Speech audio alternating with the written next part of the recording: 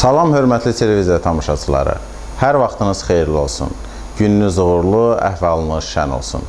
Sizi yeni layihəmiz olan Söz Dünyası verilişində mən, Elçin Məlikov, salamlayır. Bugünkü şəxsiyyətlər rubrikasının qəhrəmanı Mir Cəlal Paşayevdir. Onun haqqında hazırlanan sujetə sizlərə baxmağa dəvət edirəm.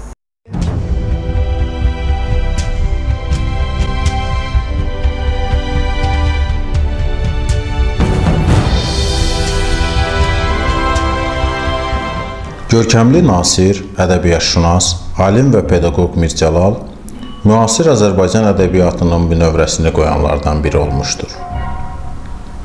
Qüdrətli söz ustası bütün şuurlu həyatını ədəbi, elmi və ictimai pedaqoji fəaliyyətə həsr etmişdir.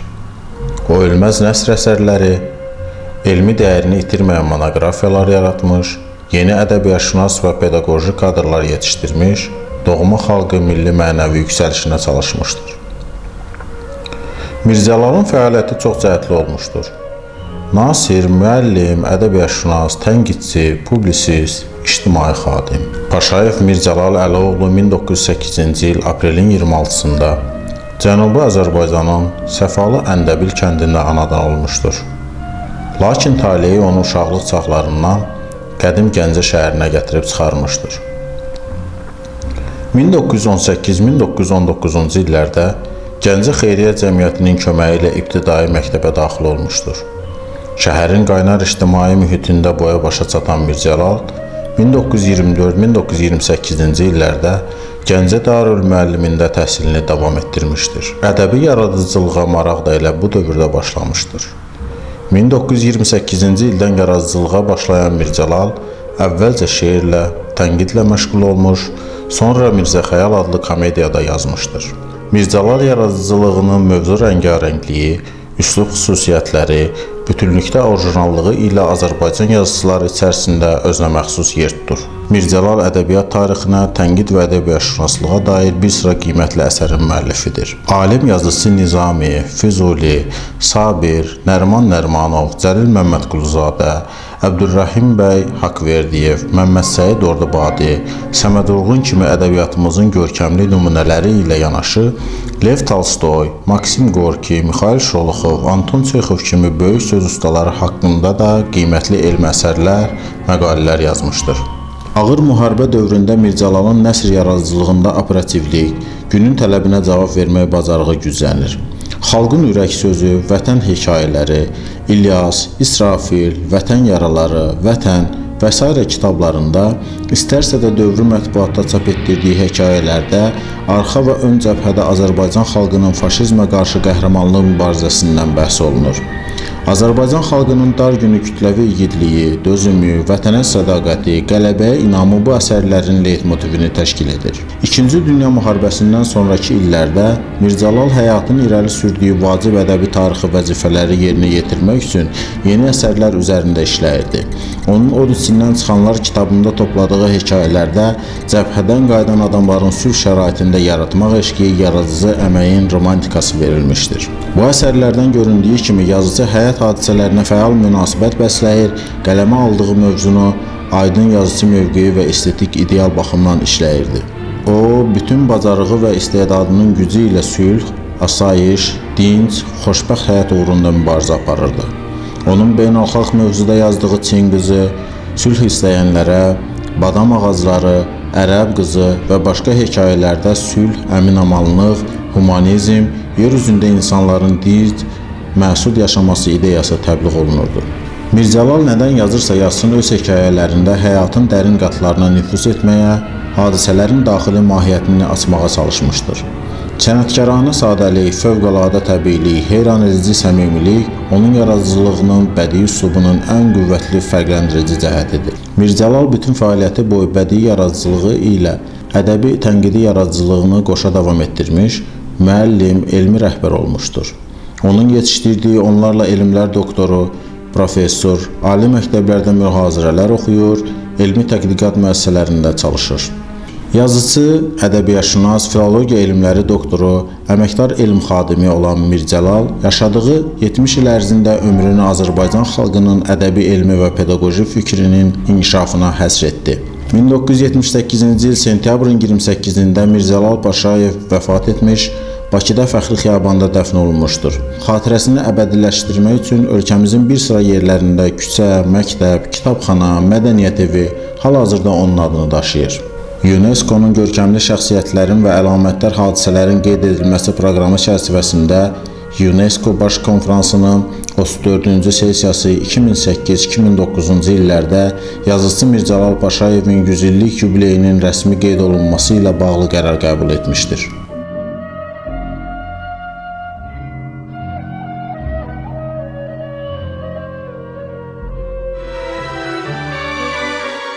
Hörmətli tamaşaçılarımız, indi isə sizə dahi yazıcımız Mirzəlalın yaradıcılığından qısa, lakin dərin mənalı bir hekayəni oxumaq istəyirəm. Hekayənin ismi Heykəl Uçulandadır. Hekayə Mirzə Ələkbər Sabirin bir sitatı ilə başlayır. Mənəm deyənlərin inanma çox da qovluna. Mirzə Ələkbər Sabir. Yayın cızlamasında, bulvarın gür yerində, su dükanının qabağında adam əlindən keçmək olmurdu. 2 nəfər ağ xalatlı zirək qız hər ovucunda 4-5 stəkan siroplu su doldurub peydərpey cəmaata verirdi. Manatlıqdan, abbasılıqdan hərə əlinə gələni yaş nimçəyə atır, su istəyirdi. Pul saymağa hövsələ, macal yox idi. Ucaboy, sarıyanız, həsir papaqlı, döşündən pəhləvanlıq nişanı sallanan bir oğlan adamları kənara itələyib irəli yeridi. Suçuya işarə elədi. Ay qız, bəri dur. Stəkanlara qazlı su, sirop tökən baş aşağı qız etina etmədi. Bəri dur demirəm sənə, həyasız. Oğlan bunu deyib taraş stəkanı qızın başına vurdu. Qız vay dədə deyib, əli ilə başını tutdu. Kürsüyə yıxıldı. Fışqıran qan onun əlini, üzünü qırmızıya boyadı. Adamlar həyəcanla bir-birinə dəydilər. Bu nə işdir? Yazığın günahı nədir? Bu xuliqanlıqdır. Kimdir o? Niyə yaxalamırsınız cinayətkarı? Oğlan heç nəyə fikir vermədən vəhşi heyvan etinasızlığı ilə şüşədən stəkana su töküb, qurt ha qurt içdi, stəkanı atıb getdi. Bütün gözlər onun tam yaraşıqlı uca boyuna, vəhşi hərəkətlərinə dikilmişdi. Danışmaq, nəsə demək istəyənləri sakitləşdirdilər. Sus, bənd olma, iş idi düşdü. Necə yəni iş? Xuliqanı yerinə aparmaq, alnına damğa vurmaq lazımdır. Ay hay, sən nə qəribə danışırsan? Nə danışıram? Əyri danışıram. Axı qardaş, bilirsən o kimdir? Cavab gözləmədən gizli bir sirri açan kimi bəkdən əlavə edim. Dünyamalıyevin bacısı oğlu. Bu sözü eşidəndən sonra danışanlar dinmədi. Qız da səsini kəsdi. Ufuldamadı. Yanındakılar da ona təsəlli verdi. Keçib gedər. Yayda qan aldırmaq cana xeyirdir. Qızım, qorxma, yaxşı olarsan. Dünyamalıyevin, daha doğrusu Dünyamaliyev yoldaşın özünü tanımasam da pis danışdım. Dünyamaliyev yoldaşı yaxşı tanıyıram və bizim rayonda onu tanımayan yoxdur və ola bilməz. Ancaq ki, o məni tanımır. Mənim kimi balaca bir adam elə mənsəb sahibi hardan tanısın və niyə tanısın? Xırım-xırda adamları tanımağa onda vaxt tanı. Onun nəyinə lazımdır ki, məni tanısın? Amma bacısı oğlunu mən yaxşı tanıyıram. Tanıyıram deyəndə bir əlaqəm, get-gəlim yoxdur. Onun atası bir zaman bizim rayonda qəzet çıxardırdı. Famili də Aşımov idi. Əvvəl Həşimov imiş, sonra belə olmuşdu.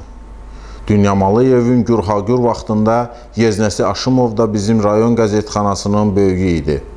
Düzdür, vəzifəsi qəzetxana müdürü idi, amma deyəsən kişi elə bütün rayonun ağası idi. Qəssabxanadan Görərdim bütün bir qoyunu maşına basıb Aşımovun evinə aparırdılar. Xəstəxanadan Aşımov yoldaşın evinə filan dərmanı göndərin.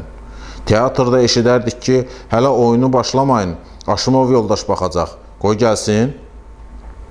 Yollarda görərdik dirək uzadıblar. Maşınları buraxmırlar ki, Aşımovun səsdən xoşu gəlmir. Aşımovun uşaqları da bunu bilirdilər. Aşımov budur gəldi, Aşımov odur getdi. Rayonda elə dik gəzərdilər ki, elə bil alçaq dağları bunlar yaradıblar. Aşımov belə Aşımov idi. Görərdin küçələrdə maşınların ağzı açıldı və nə açıldı? Volqasından, Pobedasından tutmuş, rayonda nə maşın var bəzənib yola çıxardı. Birində sazan da, o birində güzgü, bu birində tirmə şal. Bu nədir? Aşımovun toyu.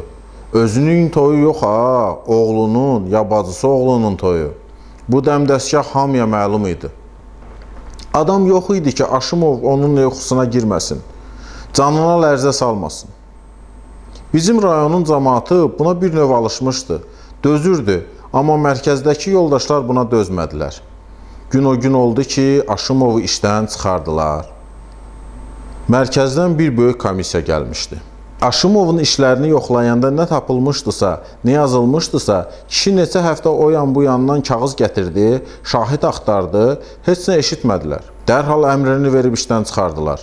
İşdən çıxanda nə olar? Vəzifə həmişəlik adamın boynuna biçilməyib ki. Amma Aşımovun məsələsi ayrı cür oldu. Cəmaata bir təhər gəldi. Bəli, Aşımovu da dəbərtmək olarmış. Danışırdılar ki, Aşımov təyyarə ilə uçacaq, şikayətə gedəcək, böyük yerdən kağız filan gətirəcək, amma getmədi. Məsələ ayrı cür oldu. İşdən çıxandan bilmirəm, bir həftə ya 10 gün sonra kişi vurğu vurmuş kimi yıxılıb öldü. Bir gecə yatdı, səhər durmadı. Biri dedi iflic olub, biri dedi ürəyindən, biri dedi böyrəyindən. Hər nəsə, yas quruldu, ağlaşma oldu. Kişini götürdülər, dəfin-kəfin elədilər. Hamı dağılıb işinə, gücünə getdi. Nə idarələrdə, nə küçələrdə, nə də tarlalarda Aşımovdan bir əsər əlamət qalmadı. Fələk öz işində idi. Yenə də öz qaydası ilə səhər açılır, axşam vaxtında düşür, günəş, bulud, külək, yağış, hava, hamısı qaydasında. Aşımovun uşaqlarının işi qəribə oldu. Bu firon uşaqlar indi kağız kimi qatlanmalı oldular. Necə də qatlanmasınlar? Hara baxdılar, bir havadar görmədilər. Bunların gözünə dağ görünməz, Aşımov görünərdi. Ataları həmişə qarşılarında uca bir heykəl kimi durardı.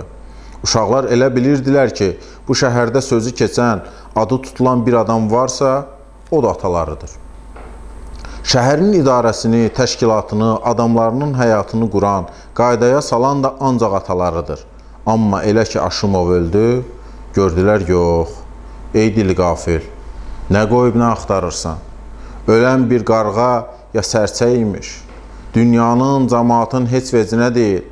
Radiolar danışır, konsert verir, teatr tamaşaları göstərir, tramvaylar zınq-zınq sağa-sola gedir.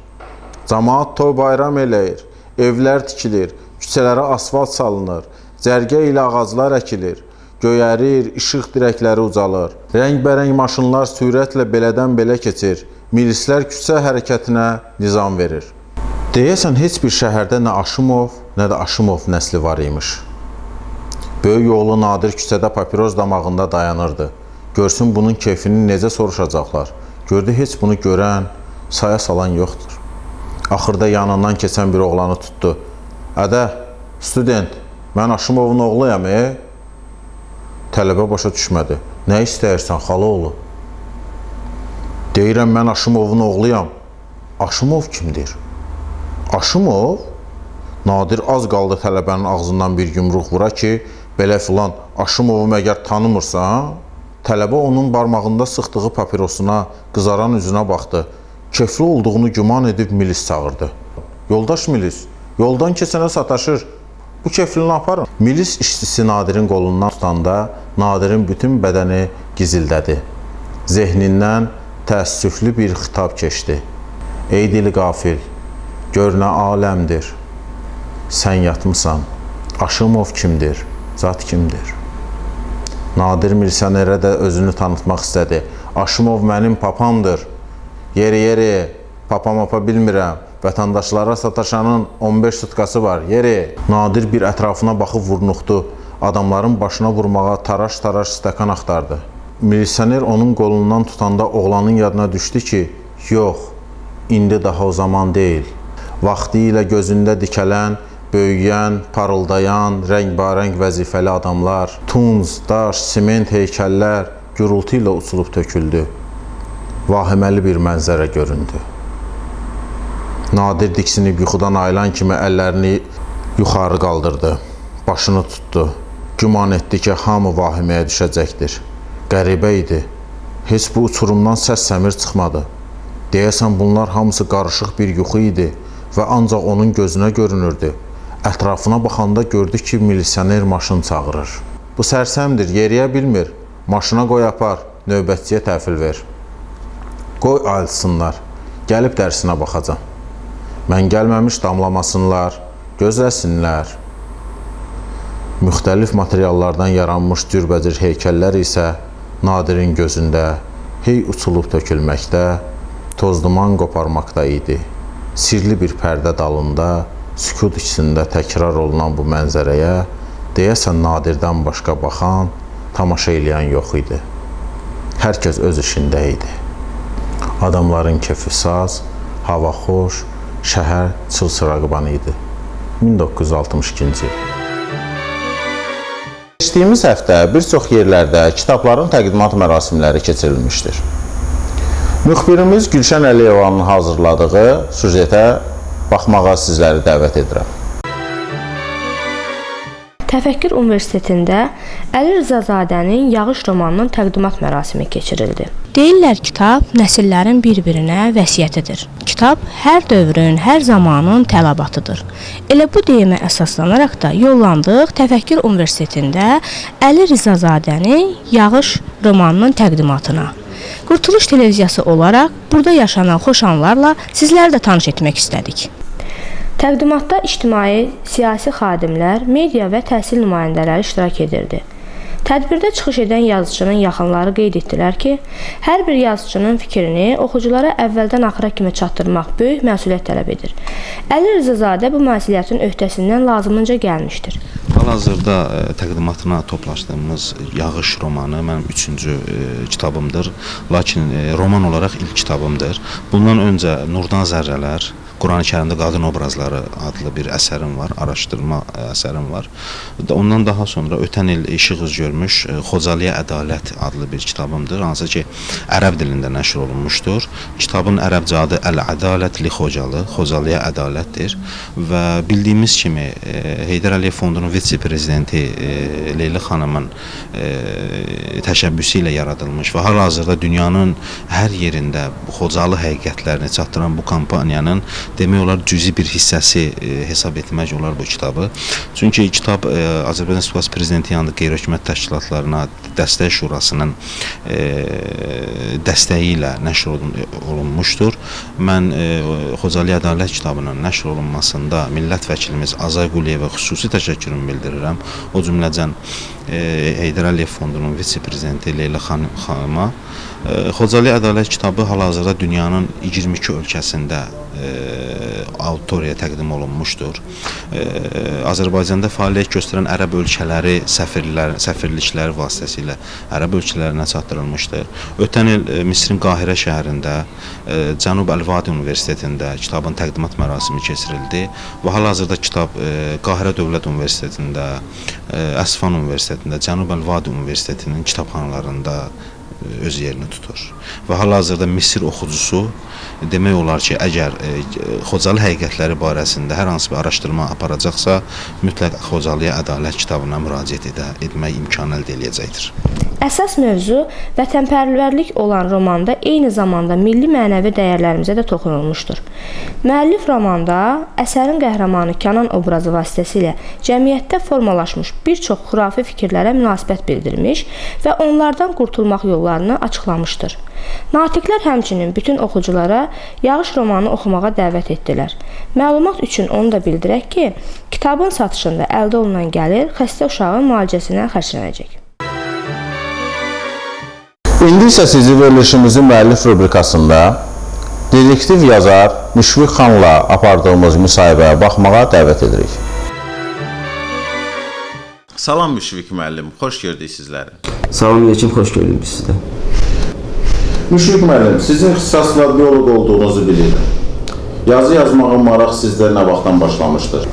Əslində yazıçılıq adətən deyirlər ki, yəni bir istedad məsələsidir. Yəni adətən deyirlər deyəndə, yəni belədir.